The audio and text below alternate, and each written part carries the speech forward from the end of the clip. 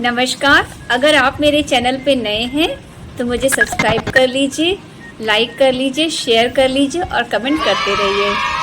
चलिए आज बात करते हैं कुछ अलग। आज बात करते हैं एक सिंगिंग बर्ड की जिसका नाम है ओरिएंटल मैगपाई रॉबिन बर्ड। इसे बहुत सारे कॉमन नेम से जाना जाता है। इसे दयाल भी कहा जाता है, इसे ग्वालियर भी कहा जाता है और इसे कॉमन नेम इसका रॉबिन भी है। तो चलिए कुछ इंटरेस्टिंग फैक्ट जानते हैं इस बर्ड के बारे में। सबसे इंटरेस्टिंग फैक्ट ये है कि ये बांग्लादेश की नेशनल बर्ड है और इस बर्ड को वहाँ पर डोयल नाम से भी जाना जाता है। उससे भी ज़्यादा इंटरेस्टिंग ये है कि ये एक सिंगिंग बर्ड है और ये वहाँ के अर्बन और फॉरेस्ट गार्डन्स में रहती है। अर्बन गार्डन का मतलब है शहरों में जिनके घरों में गार्डन होता है ये वहाँ पर भी रहती हैं और फॉरेस्ट में तो ये रहती ही हैं। उससे भी ज़्यादा इंटरेस्टिंग ये है कि लोग इसे वहाँ पे पालते भी हैं, इसीलिए इसे केज बर्ड भी कहा जाता है।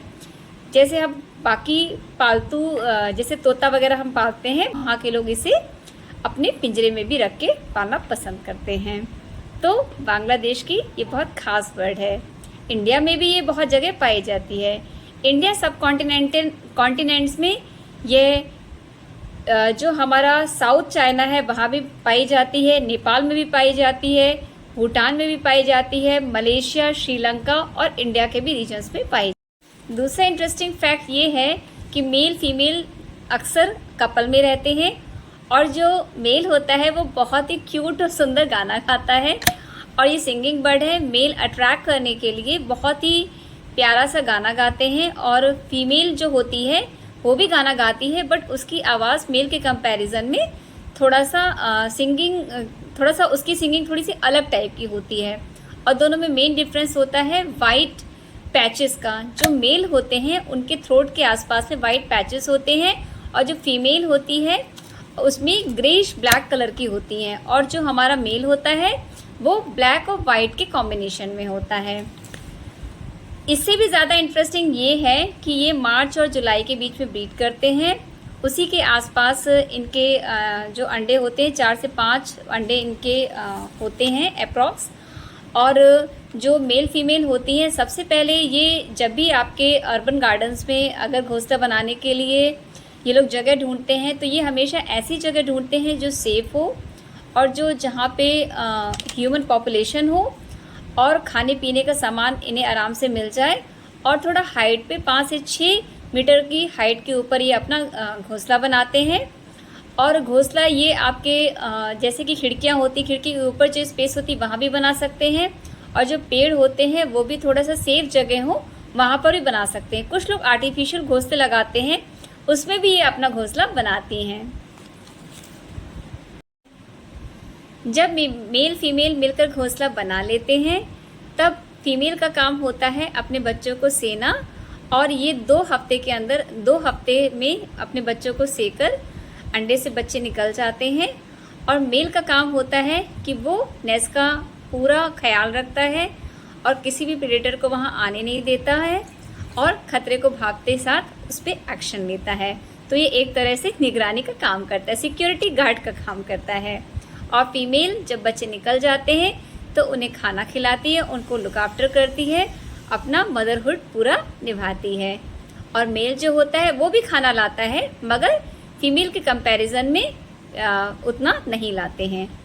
सबसे इंटरेस्टिंग फैक्ट ये है कि जो फीमेल होती हैं और जो मेल होते हैं ये दोनों ही इंसेक्टिवोरस होते हैं।